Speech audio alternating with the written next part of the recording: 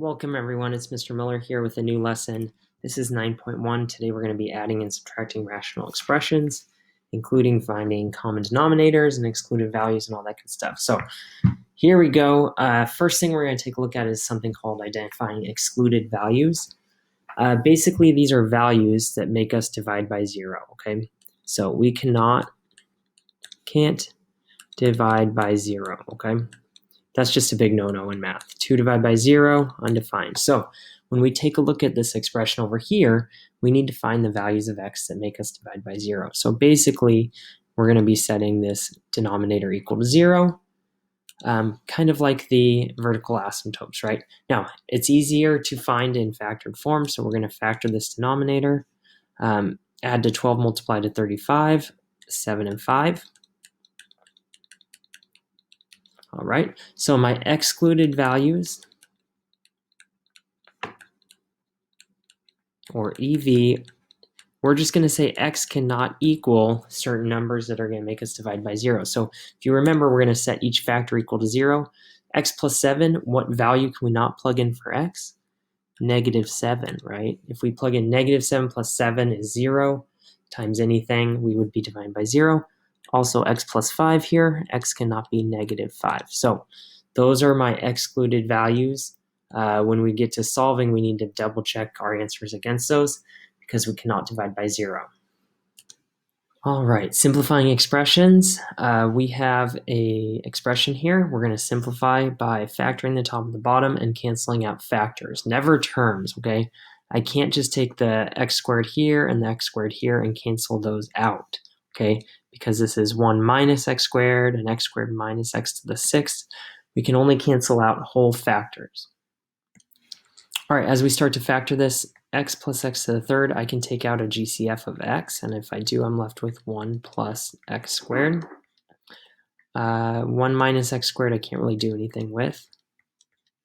On the bottom, I have x squared and x to the 6th. I can take out an x squared, and if I do that, I'm left with 1 minus x to the 4th. One thing left to do here, 1 minus x to the 4th, this is actually difference of squares, so let's factor that out. We get x times 1 plus x squared times 1 minus x squared over x squared, and then this will turn into difference of squares. It's just backwards from what we're used to, but basically we have 1 plus x squared and 1 minus x squared. There we go. So that's the fully factored form. At this point now we can cancel out factors. Anything that's being multiplied by each other is a factor.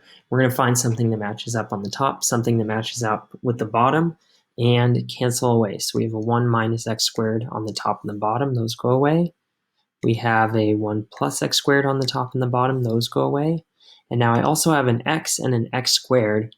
I can divide x goes into x squared. That takes away one of the x's, so I'm just left with x, okay? So I have an x on the bottom.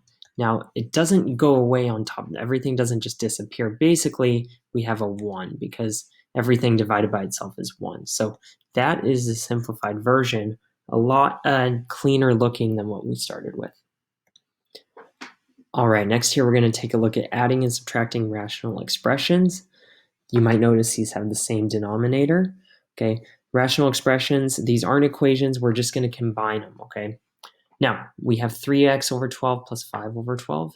If you remember back to adding fractions, we're just going to add the numerator. So we have 3x plus 5, combine the numerators over that LCD. It's as simple as that. Nothing else we can do on something like that problem, okay? Example 4 here, same thing. We have common denominators. Those are nicer for us. We're going to take a look at some where we don't in a minute.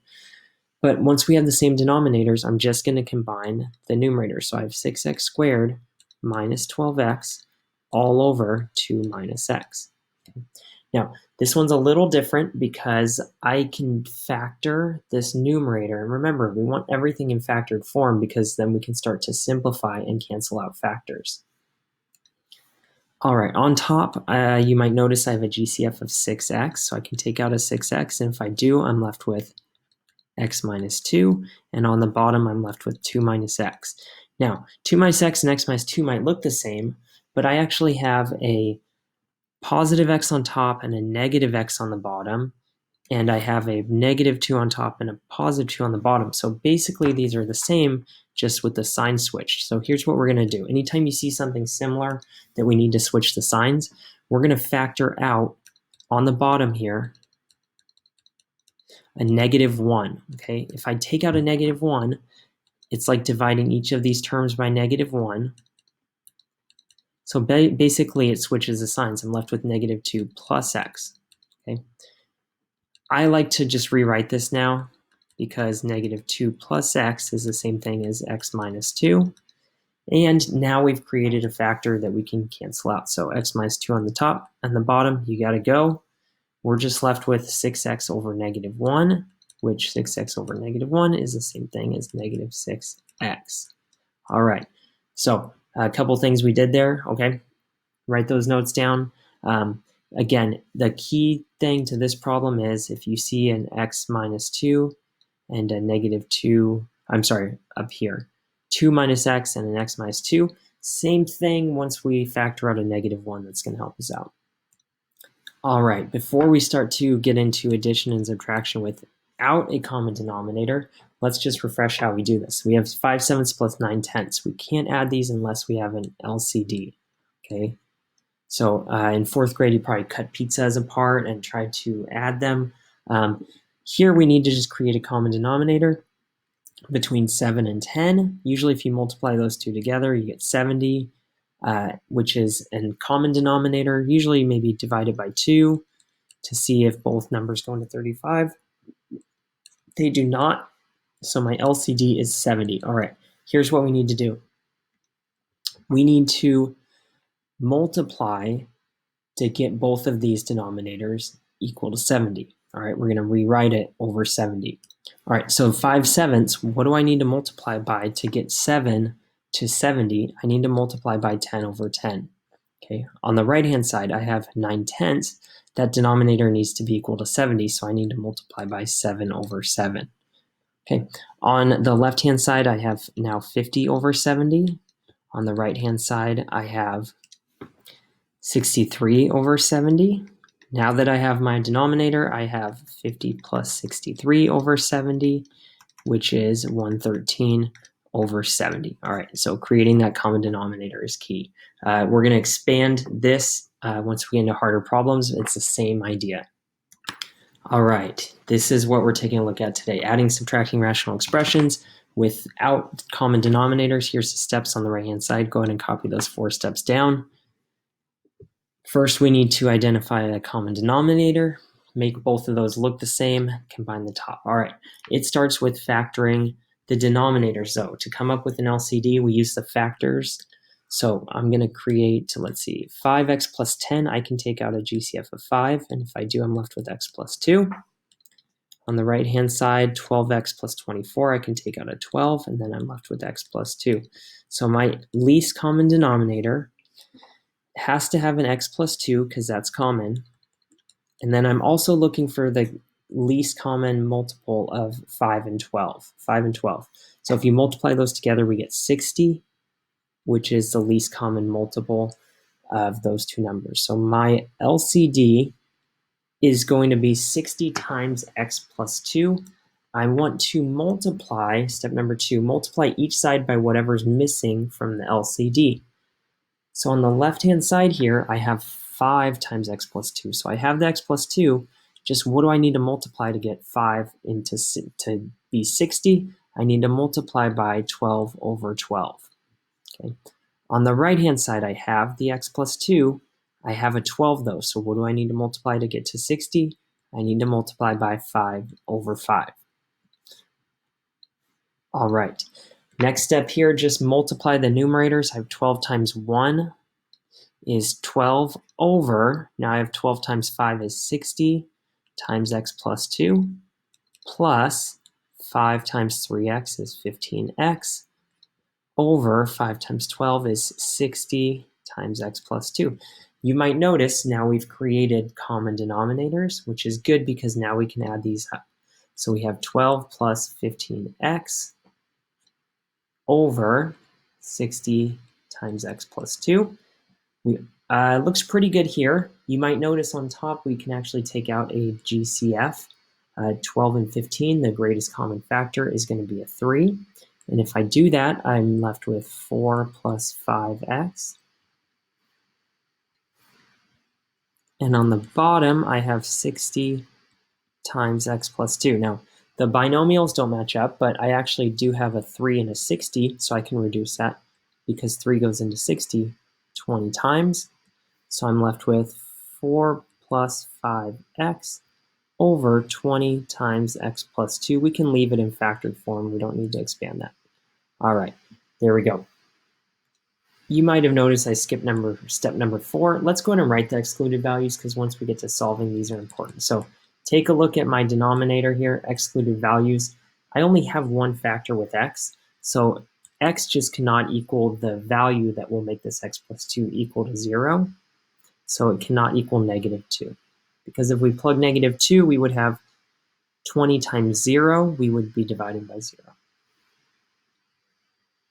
All right, back at it. We have subtraction this time. Same steps though, we need an LCD. So we're gonna start by factoring these trinomials on the denominator so we can come up with our common denominator. So on the bottom here, x squared plus 4x plus 3 is gonna be x plus 3 times x plus 1 minus 3 over, here we have x minus 5 times x plus 1. If you struggle with that, come see me during my Wednesday office hours. All right, so now my least common denominator, it needs to include every common factor, or every factor. So it has to have an x plus 3. It has to have an x plus 1. Now let's go over to the right-hand side. It has to have an x minus 5. It doesn't, so let's add it.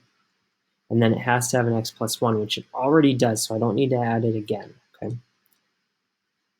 All right, there's my LCD. Let's make both of these denominators look like that. So on the left-hand side, I have the x plus 3, the x plus 1. I'm missing the x minus 5. How do I get it there? I'm going to multiply by x minus 5 over x minus 5. On the right-hand side, I have the x minus 5 and the x plus 1. I'm missing the x plus 3. So we're going to force it in there by multiplying by x plus 3 over x plus 3. Again, we can do that because that just equals to 1. So we're not changing this expression at all because that just equals to 1.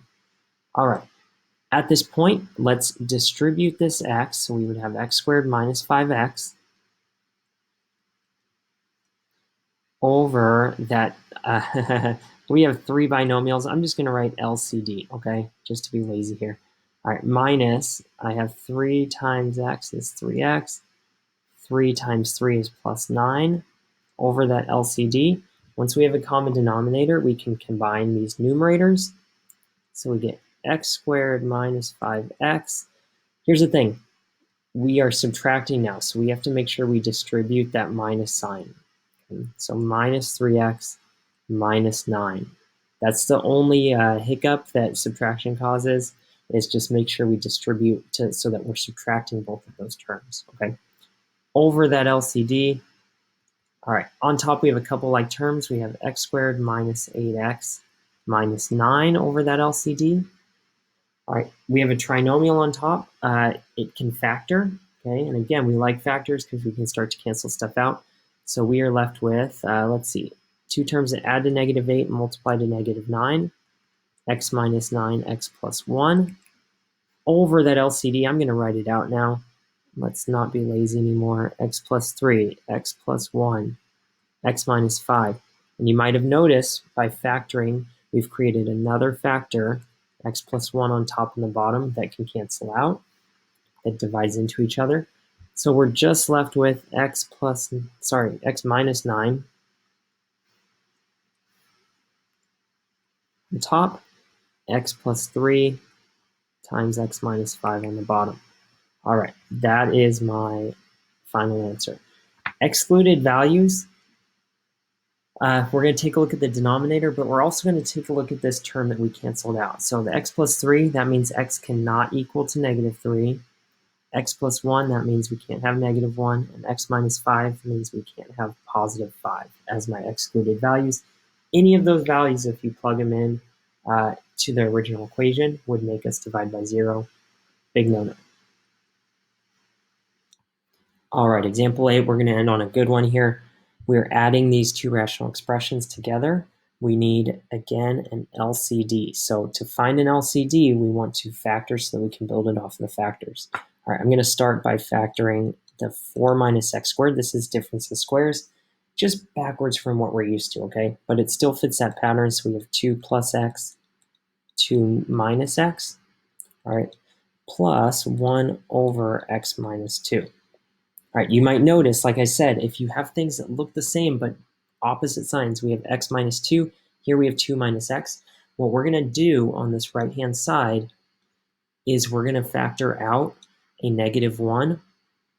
And if I factor out a negative 1, it changes the signs. I'm left with now negative x plus 2 or 2 minus x, okay? So taking out that negative 1 gives us now backwards signs.